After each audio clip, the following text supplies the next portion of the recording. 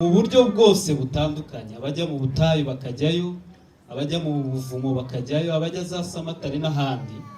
Ariko twagezeho tugera muri kondisiyo igoye ku buryo gusenga k'umuntu bifatwa mu bundi buryo. Abantu b'Imana bahura n'inkomyi imeze gutyo. Icya kabiri cyabaye kibi cyane, hajyamo ibihe bya Covid ije ituma abantu basa nkaho bihebye, bibagirwa ko bafite umucunguzi, Imana ishobora ibintu byose. Abantu bariheba, usigaye ubwira umuntu ibintu by'Imana byo kumuhumuriza, ukumva umutima warahabye.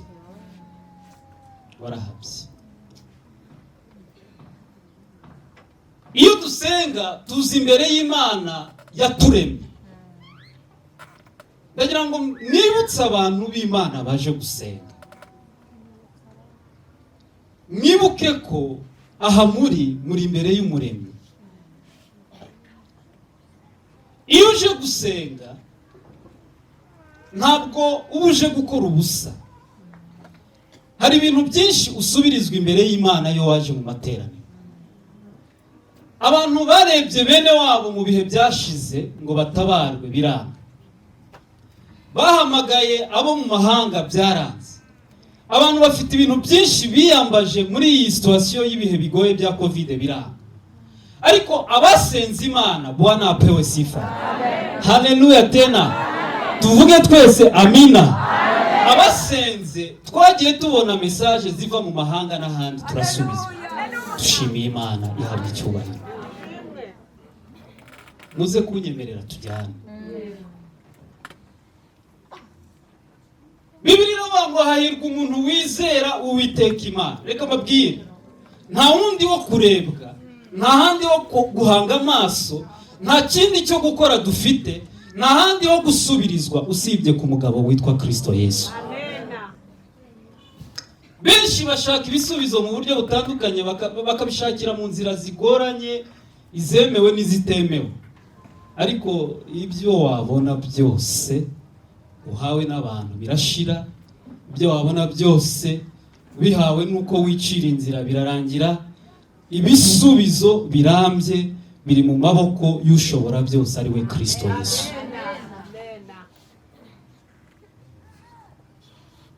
Reka rero mbahumurize muri ubu buryo, nta handi ho kureba usibye ku musaraba wa Yesu. Yesu ashimwe cyane. Yesu ashimwe cyane. Yesu ashimwe cyane. Nanone kandi Imana ihimbaza. Haleluya. Abantu barebye abantu bababera abantu nyine. Nibutse bigeze murana situation igoye, birukira ku muryango, nakomanga barakingura, babonye ko ari nge mbwiye ikibazo umunyamuryango nari mfite. Aranseka, arangije abwira umuzamu ngo fungurira iyi bisoke iwanjye. Abantu ntabwo bashobora kuguha igisubizo, kabone niyo yaba ari ninde muntu waba ukomeye ku isi, wenda umwami cyangwa umutegetsi cyangwa undi mu president, wenda tuvuge gutyo. Imana itabanye nawe ntabwo yakwereka n'inyinya. Abantu hano hanze bishwe n'inzara, bafite bene wabo bafite ubutunzi bakomeye, ariko ntabwo bigeze batabarwa nabo. Turashimira Yesu utabara bikemera. Turashimira Yesu dusubiza bigakunda. Turashimira umugabo utumara amarira. Turashimira yabambwe ikemera ikajya ku musaraba ku bwacu. Turashimira Kristo utumye turi hano none. Dukomere Imana amashyi mu izina rya Yesu. Ntabwo mvuga amateka maremare kuko amasaha yagiye, ariko Bibiliya iravuze ngo nk'uko Mose yamanitse inzoka mu butayu, niko n'umwana w'umuntu akwiriye kumanikwa, kugira ngo umuntu wese umwizera abone guhabwa ubugingo buhoraho. Hari ibintu byinshi Yesu yakoze ari mu isi. Yesu yatubuye imigati abantu bararya, Yesu yazuye abapfuye, Yesu yakoze ibintu bikomeye mu buryo butandukanye. Yarigaragaje ibintu bikomeye, baramubona mu bukwe bw'Ikana, abaririmbyi babiririmbye bavuga uburyo yabonetse. Nawe waramubonye, nanjye naramubonye. Ndagira ngo nongere mbahumurize, uwo wabonye muri bya bihe n'uyu munsi aracyakora. Tuvuge ngo aracyakora nanone. Yesu aracyakora. isi uko yamera kose, ibyago byatera isi, ibyorezo byayitera, nta na rimwe ijambo ryavuzweho n'Imana rizahanguka. Turashimira Imana ivuga bigasohora. Yesu ashimwe cyane. Yaraje rero arakubitwa. Ubushize twasomye ijambo ry'Imana rivuga ngo mu rubavu rwe havuyemo amazi n'amaraso. Yesu ajya kuza byaragoranye. Reka mbibutse iki tuze gusenga Imana turebe ku musaraba, niko terme ivuga. Ajya kuza byaragoranye. Mu bihe bya kera amateka avuga byinshi mu buryo butandukanye muzi. Hari ibihe byabayeho Imana ishaka uko icungura umuntu, yakoresheje abantu batandukanye. Hari ubwo yatumye ikagituma abatambyi bakajya gufata umwanya wabo kugira ngo batambe ibitambo abantu bakurweho ibyaha ntibarimbuke. Murabizi ko ubwashize cyangwa isi ya kera yarimbuwe n'amazi ku bwa Nowa, abantu bararimbuka kubera gukora ibyaha. Yesu ntabwo kuba ataraje icyo gihe ngo atabare, hari impamvu ikomeye, ari nayo ituma none nawe uraha kugira ngo uzacungurwe nawe. Hanyuma isi y'icyo gihe irimburwa n'amazi. Muzi ibihe byabaye i Sodomu, ibyaha bikomeza kuba ibyaha byinshi cyane. Muri ibyo bihe Imana irahatwika, ibyo biratambuka. Amateka avuga ibintu byinshi bitandukanye. Abantu bagezeho bagomba gucungurwa n'amatungo. Mwibaze muri iki gihe njya mbona abantu babyibushye batameze wenda nkanjye hano. Nge ntago njya ndenza ibiro 60. Ubu ngubu nibwo mbigize. Ubushize nayo mfite 40. Ndashimira Yesu wongeyeho 10 akongeraho 20. Ubu ngubu rwose nanjye ndashima Imana. Nkora ubukwe, nakoze ubukwe nanutse cyane, mfite ibiro 37.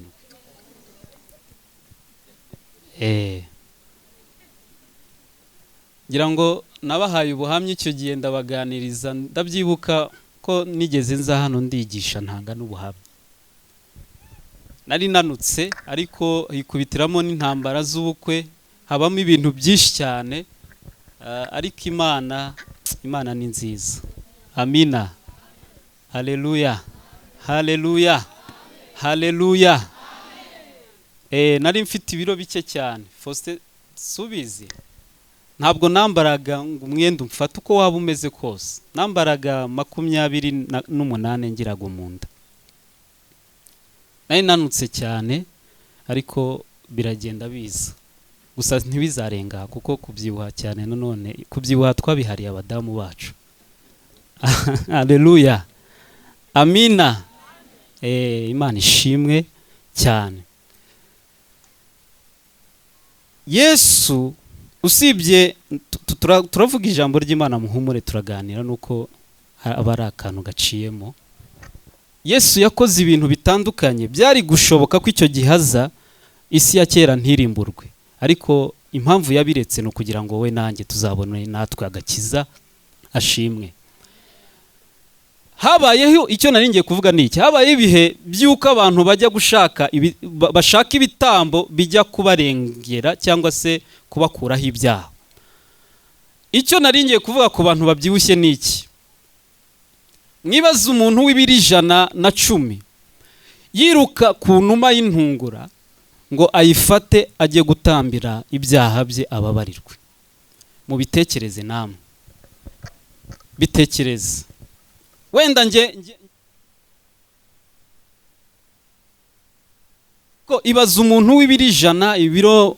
Hari abantu babyibushye my friend. Hari abantu babyibushye n'abadamu hano barimo. Hari abadamu ushobora kuzamura ukuboko yavuga ngo Yesu ashimwe, kagira ngo hano harimo ibase y'amazi. Hari abantu babyibushye bameze neza Yesu yagiriye ubuntu. Reba umubyibuho ufite wirukanke ku numa y'intungura.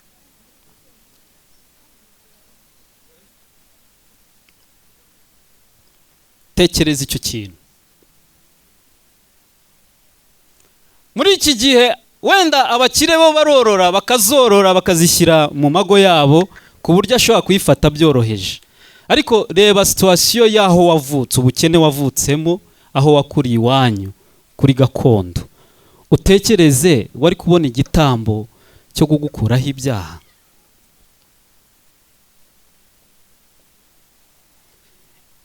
Imana yakoze ibintu bikomeye cyane, tuyiramburire amaboko tuyicyubahiro.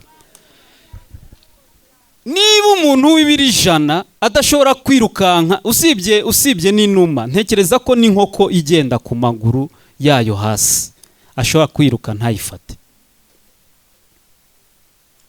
Ngaho ufata inuma igendera mu kirere ukompare n'umuntu umeze gutyo.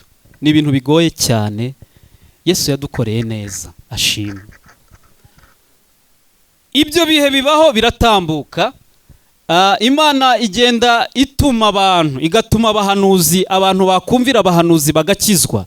Imana ikoresha abatambyi, Imana ikoresha abavunyi. Yakoze ibintu byinshi cyane, ariko biranga birananirana. Ibyaha bikomeza kuba ibyaha, gucungura abantu biranga pe. Hari aho ubutaka bwasamaga bukamira abantu kubera ibyaha by'abantu.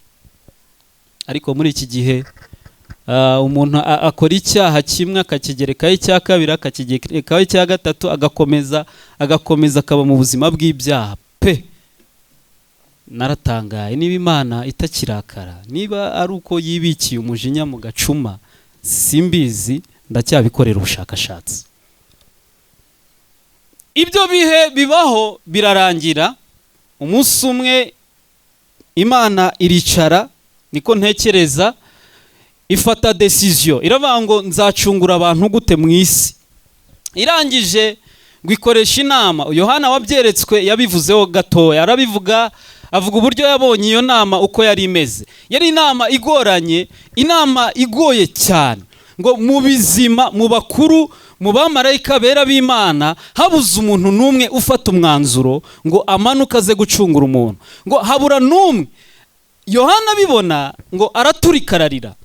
Akirira yumva, ndashimira Imana, mu gihe umuntu arira uzabicunge. Iyo abantu bageze kuri point finale y'ibibazo byabarenze, bajya bumva ijwi ry'Imana ribahumuriza. Dushimira Imana iduhumuriza mu izina rya Yesu. Muri ayo marira ya Yohana, yumva ijwi ry'Imana rituje, riramuhumuriza, riramubwira ngo wirira, intare yo mu muryango wa Yuda aranesheje. Afata igitabo, arakibumbura, yemera ibyago byose byari bumubeho. Ngo aramanuka aza mu isi. Amagambo y'Imana avuga iki? Intumwa yaratumwe, itumwa kuri Mariya, umwari mwiza, umukobwa wari isugi, utarigeze akora icyaha. Hanyuma ngo imugezeho, bamubwira ko agiye gusama inda, aravuga ngo ntibishoboka. Ahakanya marayika w'Umwami Imana. Bibiliya ivuga iki? Iravuga ngo marayika aramubwira ngo umwuka wera w'Imana azakuzaho, icya kabiri agukingirize, kandi imbaraga zishobora byose nukuri. Imana ishimwe. Hari uburyo tugeramo tugowe n'ibibazo, tugowe n'intambara, umwuka wera w'Imana akaduhumuriza. Icya kabiri araza akadukingiriza, abadayimoni ntibatubone. Waba uri umubyeyi ufite abana bashonje bamerewe nabi, Imana ikiyaranja mu bumana bwayo. Ndavuze ngo mu bumana bwayo. Haleluya. Abantu b'Imana bakabona ibisubizo, abana ntibicwe n'inzara. Imana ishimwe. Marayika aramukingiriza, inda irasamwa, umwana aravuka. Ngo avuka akora ibintu bikomeye, tangira kwigisha ari mutoya. Murabizi amateka, ntabwo nayavuga, murayazi. Yigisha mu gihe gito, ageze ngo mu myaka 30, igihe cye kigiye kugera ngo atahe. Yesu yakoze ibintu bikomeye, yazuye abapfuye, yazuye abana ba Yariro, yakoze ibintu bitangaje mu buryo bukomeye cyane. Hari abantu benshi babaga bamugose, nk'uko twicaye muri aya materaniro. Ufashe umwanzuro mu mutima wo kuba yabyigana ngo arenga abandi, agatahana igisubizo cy'Imana. Mwibuke wa mubyeyi ngo wari imugongo amaze imyaka 12. Uriya mudamu mwigiraho ibintu bikomeye cyane. Ngo yarafite indwara, murayizi abadamu, ntago nyivuga ariko murayizi. Ngo iyo ndwara yari imaze igihe kirekire, imyaka igera muri 12. Hanyuma nibwira ko uyu muntu bari baramuheje bakamwirukana, cyangwa se niba yarafite n'umugabo, ntekereza ko byari bimeze nabi, ntabwo byari bimeze neza. Hanyuma ngo arangije abacamo, arirukanka, arangije ngo akora ku myenda gusa. Imyenda ya Yesu ikora ibitangaza. Mwibaze gukora ku mwenda w'umukiza bikagukiza. Niba mwicaye imbere noneho yufasha abantu, agafasha imfubyi n'abapfakazi, akarera, agatanga umugisha urambye ku buryo butangaje. Mutekereze kuri icyo, murumva aza kubasezerera amaramasa? Ntabwo bishoboka. Yesu yakijije ababembe. Yesu yakoze ibintu byinshi. Hari ubwo yigeze agera ku kidendezi, umuntu yarabuze umujugunyamo, ngo ahageze aramureba, aramwitegereza, arangije asanga ni umuntu ufashe imyaka miremire. Bibiliya ivuga 38. Hanyuma ngo aburebye uburyo abantu bose baza bakabona babasunika, amugirira impuhwe, ati ikorera uburiri bwawe wigendera. Yesu afite imbabazi ziri ku rwego rw'ikirenga. Yesu afite imbabazi zirenze ibyaremwe. Yesu afite imbabazi ziri ku rwego rw'ikirenga. Arangije aramubwira ngo haguruka wigendere. Uwo numwe, abandi yabahumuye amaso, bari impumyi barabona. Yesu yakoze ibintu byinshi cyane, ariko kimwe muri byo gikomeye ngira ngo tuze kuvugaho tunasengeremo, ni ukuba yaremeye kwakira imibabaro yose, akajya ku musaraba bakamwica, akabambwa nta cyaha yakoze, akemera gupfa urupfu rw'agashinyaguro.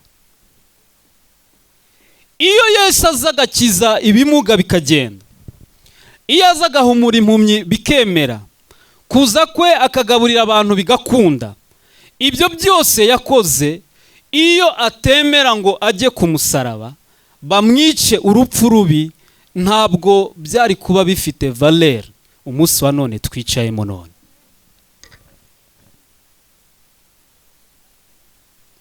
Hejuru yo gutubura imigati, yakoze ikintu kimwe gikomeye mu mateka kizahora kiriho kugeza igihe Imana izahamagarira abantu, ari cyo kwemera kujya ku musaraba. Bibiliya yavuze ngo nk'uko Mose yamanitse inzoka mu butayu. Reka mbabwire, igihe cyarageze abantu basuzugura abantu b'Imana. Mose yarasuzuguwe, abantu murabyibuka bava muri Egiputa, ngo igihe cyarageze bafata umwanya wabo batangira kwitotomba, baravuga ngo niki cyatumye badukura mu butayu muri Egiputa, ngo uko twaryaga, twabagaho, twabonaga ibintu n'ibindi. Iyo uri mu buzima bw'ibyaha hari ibyo ubona, kuko nyine nubwo buzima urimo. Indaya ntabwo ishobora kuburara, ntabwo ishobora kubura ibyo kurya, ntishobora kubura amavuta yo kwisiga, ntishobora kubura amafaranga yo kugura byeri, ntibibaho. Ariko iyo umaze gufata umwanzuro, ugafata umwanzuro wo gukizwa neza, wa mugabo waguhamagaraga ngo muryamane aguha amafaranga, ntabwo bikunda. Ndabeshya? Ntabwo bikunda. Hari ijambo n'ingaruka nzabigisha rivuga kwemera kuba muri risike zizanwa nuko, reka mbivuge mu buhe buryo ra, kwemera kwakira ingaruka zizanwa no gukizwa. Tuzariganira. Yesu nujya umutekereza nk'umuntu utanga imigati cyangwa umwami utanga ibisubizo, ujye wibuka iki kintu: umushimire kwemera kugucungura. Wabona indege ukayigura, ukabaho uri umukire, byakunda. Ni ukuri kw'Imana nonaha byakunda. Imana ibishatse wagura indege, Imana ibishatse nonaha yahindura amateka y'ubuzima bwawe. Ariko kimwe mu bintu bikomeye twabonye, ni umugabo wemeye kwakira ibyaha byacu, akemera kujya ku musaraba, agapfa ku bwacu kugira ngo tuzabone ubugingo. Nta kindi kintu gifite agaciro mu mibereho y'abakristo ndi kubivuga nitonze, tugiye gusenga duhamagara Imana. Yesu ashimwe cyane. Nta kindi gifite ubuzima nk'uko wahabwa ubugingo buhoraho.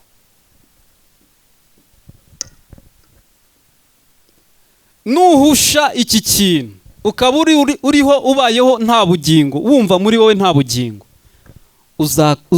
wakira, wagura indege, wagera kure, wajya he na he, ariko iherezo ryawe uzasuzugurwa agasuzuguro kageretse ku kandi.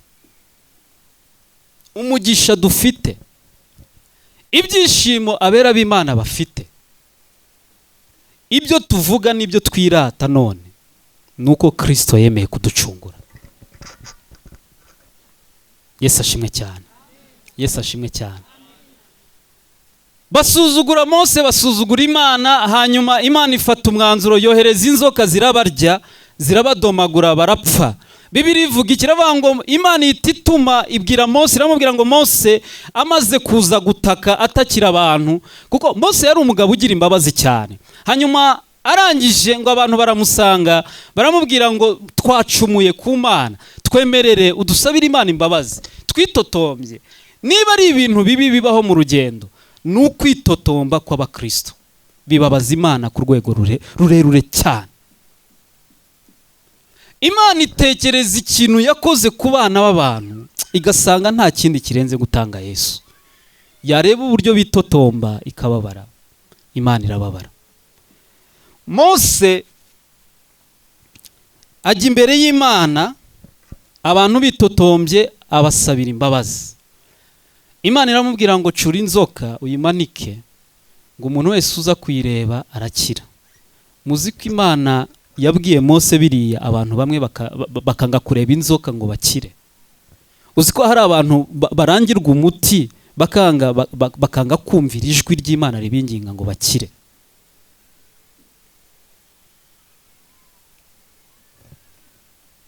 Imana itugirire neza. Abayirebye barakize, abayirebye babonye ubuzima, abayirebye babonye kubaho, abayirebye ubumara bwabavuyemo. Ndagira ngo dusengere muri iri jambo ry'Imana. Mose yarayimanitse, barayireba barakira, ariko hari ikiruta ibindi byose. Ari umugabo uruta inzoka, ari umugabo uruta umusa, ari umugabo uruta ibintu byose twabonye. Bibiliya yavuze ngo nk'uko yamanitse iyo nzoka mu butayu, abayireba bagakira, ngo niko Kristo akwiriye kumanikwa, kugira ngo umuntu wese uzareba umusaraba azabone ubugingo buhoraho. Ndagira ngo dusengere muri aya magambo y'Imana, tuvuge twese nanone amen. Abari muri aya materaniro twongere amina. Turambura amaboko imbere y'Imana, haleluya. Ndagira ngo dushimire Imana yemeye kuduha Kristo, tuyiramburire amaboko tuyicyubahiro, dukomere Imana amashyi mu izina rya Yesu. Hejuru y'ibyo yakoze byose, yemeye gupfa urupfu rubi cyane. Ngiye gutanga urugero, ariko ntabwo ari byiza gutanga urugero ku bakomeye. Murebe umwami w'abami, murebe Imana ubwayo, murebe Yesu mu bwami bw'Imana, ategerwa, ari umuntu ukomeye ku rwego rwo hejuru. Mumurebe yicisha bugufi cyane, akamanuka hasi cyane, akemera kujya kubambwa hamwe n'amasarigoma y'amabandi yibaga, akajya ku musaraba hamwe n'ibisambo byapfumuye amazu y'abandi byibye. Ari umwami ushobora ibintu byose. Murebe uburyo yaciye bugufi cyane, aramanuka aza hasi, umugaragu. Bibiliya iravuga ngo yemeye kuba nk'umugaragu w'imbata, sinzi uburyo babivugamo neza cyane. Ajya hasi ku rwego asuzugurwa n'abantu. Murebe umwami waciwe mu maso, murebe Yesu bamutera inshyi, mumurebe bamucira amacandwe, mumurebe bamukubita imikoba, mumurebe bamukubita abaroma n'abagome barakubita bya nyabyo. Hari inkoni bafite bakubita ku rwego agukubita inkoni ikazana n'inyama. Mumurebe akubitwa izo nkoni. Reba Yesu ku musaraba akubitwa muri ubwo buryo. Umurebe ari kuri urwo rwego acirwaho, bivuye kumuciraho, bageze ku rwego bamwambura ubusa, bageze ku rwego bamwambura ubusa buri, bafata ikanzu ye barayifindira. Abagabo ku manywa y'ihangu, mumurebe yihanganira ibyo.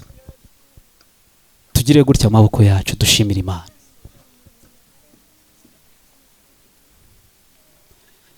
Mumurebe abantu bamwita ibyo ntazi, bamutuka, bamushinyagurira. Mwibuke bamucira urubanza, Pilato avuga ko atamubonaho icyaha, ariko baranga, baragoma, bamugira umuntu mubi cyane, bamwita ikivume. Mumurebe uburyo bamutereranye, mumurebe amaboko amusohoye, mumurebe ari gukubitwa. Ndagira ngo turebe Yesu muri aya materaniro, tuvuge nanone haleluya, twongere cyane haleluya.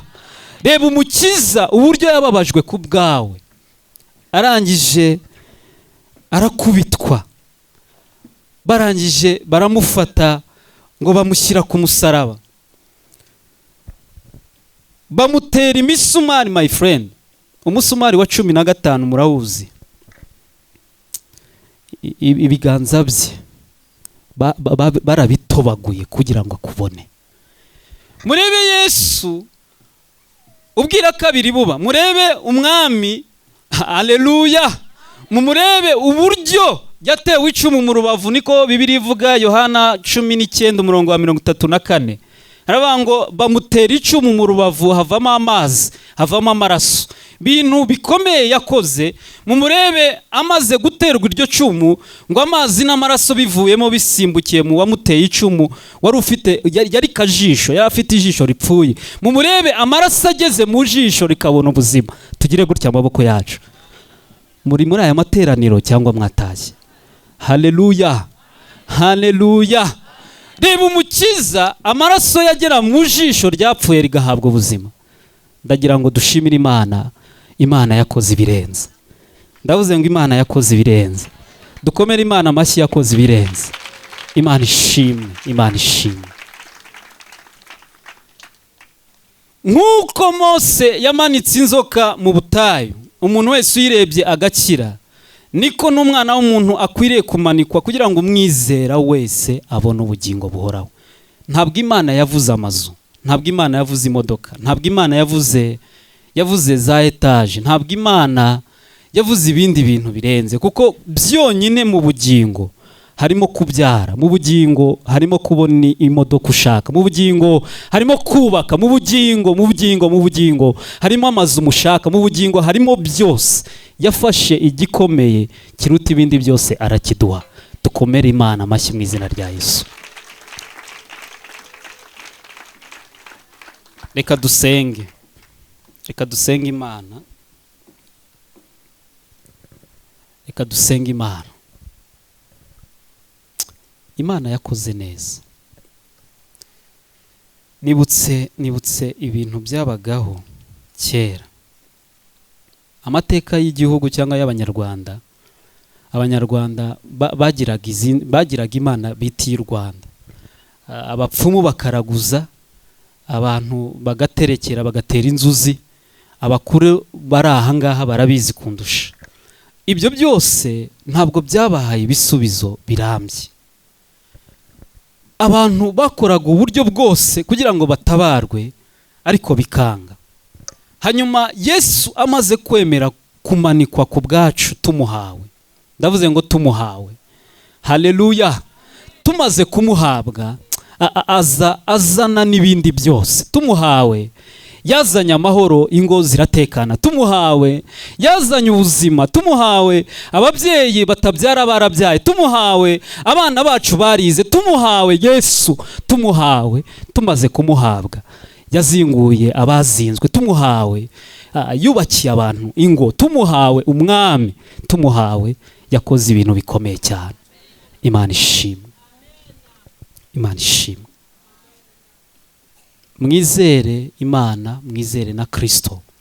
Aho kurebwa nta handi ni ku musaraba, niho hava ibisubizo birambye. Abantu bafite uburyo bagiye biyambaza ngo babone ibisubizo biranga. Abantu barahamagaye biranga, barabakupa, barababloka, babashyira blacklist, banga na ADEPR zabo. Ariko nta munsi warimwe abasenga Imana bayihamagaye ngo yange kwitaba. Dukomere Imana amashyi mu izina rya Yesu.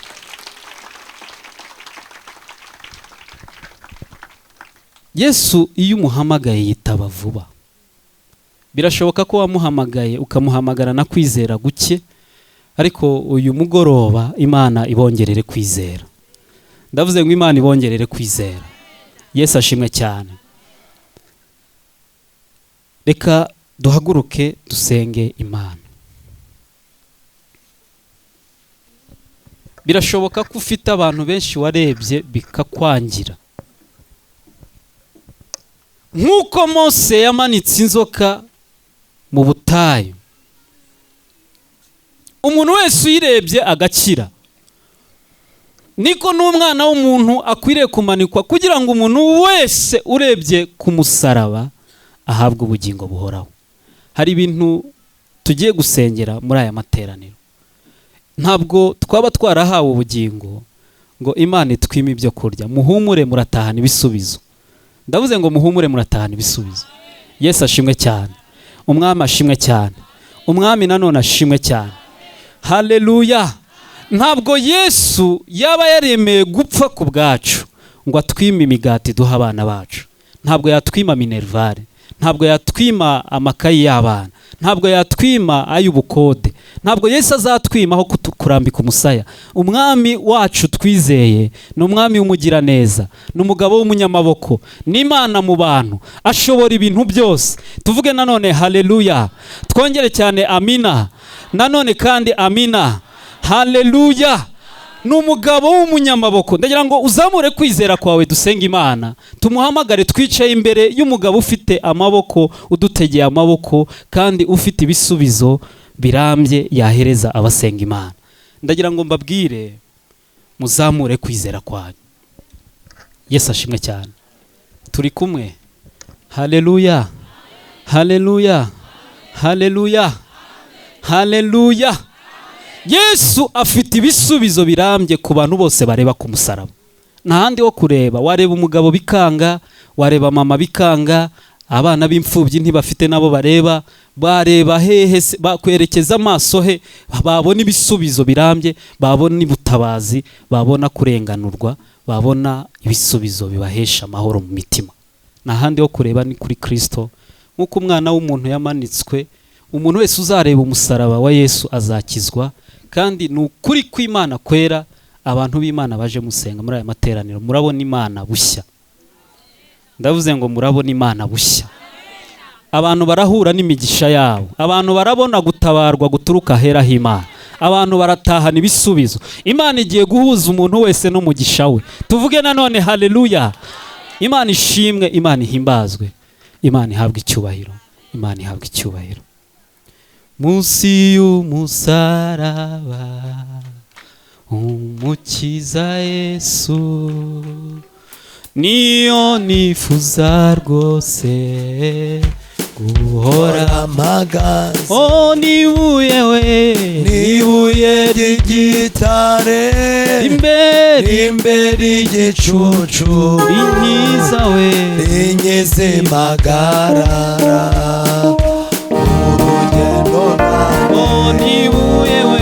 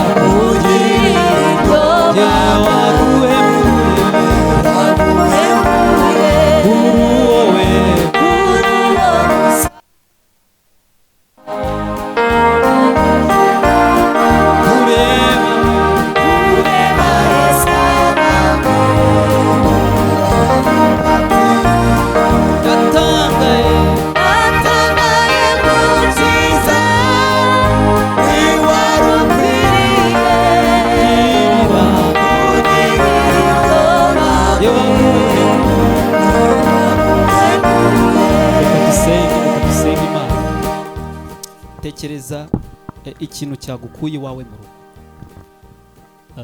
Ntabwo waje guhambwa imbwa nk'uko bamwe bavuga, mwaje imbere y'Imana ishobora byose. Yesu ashimwe cyane. Munyemerere tujyane. Haleluya, haleluya. Tekereza, fata akanya utekereze ku Mana. Fata akanya utekereze uvuge ngo Imana yampaye Yesu izabura ute kumumana n'ibindi byose. Fata akanya utekereze ku Mana uvuge ngo yafashe umwanzuro irekura umwana wayo w'ikinege iramumpa kugira ngo ntazarimbuka. Ese niba nzabona ubugingo buhoraho, ni gute Imana yanyima ibyo naje kuyisaba muri aya materaniro? Tekereza dusenge. Ni umunota umwe wo gutekereza. Tekereza icyo kintu uvuge ngo icyankuye mu rugo ni igiki. Hita wizera ko Yesu mwicaranye aguhaye igisubizo. Reka dusenge Imana. Mana, turagushimiye, izina ryawe rihabwa icyubahiro. Turagushimiye ko turi imbere y'ubwiza bwawe. Turagushimiye ko turi imbere y'amaboko ashobora. Abantu ntabwo babasha gukora ibyo Imana yakora. Hari ikinyuranyo hagati y'Imana yaremye n'abantu. Niba Imana ari umuremyi, abantu tukaba twararemwe, bivuze iki? Bivuze ko Imana twizera ari Imana yaturemye, kandi yaturemeye Edeni. Abantu bafite Edeni mu buryo bwo kwizera. Ndasenze ngo mu izina ryera rya Yesu abantu b'Imana babona ibisubizo. Abantu b'Imana babona ibisubizo. Abantu b'Imana babona ibisubizo. Abantu b'Imana babona ibisubizo. Batakiye bene wabo biranga, bashatse inshuti biranga, barebye bene wabo bakomeye byaranze, bibwiye ko ibisubizo byabo biri mu bantu basanzwe, babareba nk'abantu, ntibabasha kureba Imana mu bantu. Aka kanya bafashe umwanya wabo baza imbere y'Imana ishobora byose. Ni wowe biringiye, ni wowe Imana bahamagara, ni wowe bari gutabaza aka kanya. Reba ibyifuzo, reba mu mitima y'abantu, reba buri muntu wese uko ari kugusaba. Ndinginze ngo ijuru rikinguke mu izina rya Yesu. Bibiliya iravuze ngo watanze icyari gikomeye kuruta ibindi byose. Ahantu ho kureba ni hamwe. Hejuru yaho twarebye bikanga, turambuye amaso yacu twubitse Mwami ibintu byose byatwirukaga hejuru, twubitse ibintu byose hasi byafashaga umwanya wacu, bikadufata umwanya, bikadutesha agaciro. Dushenya ibihome by'abadayimoni, dukandagiye inzoka na scorpion, dutwitse ubutware bw'umwijima, twirukanye ibihiga ubugingo bw'abantu, twirukanye ibihiga imibiri y'abantu, twirukanye indwara mu mibiri y'abantu. Dusenze ishobora gukiza.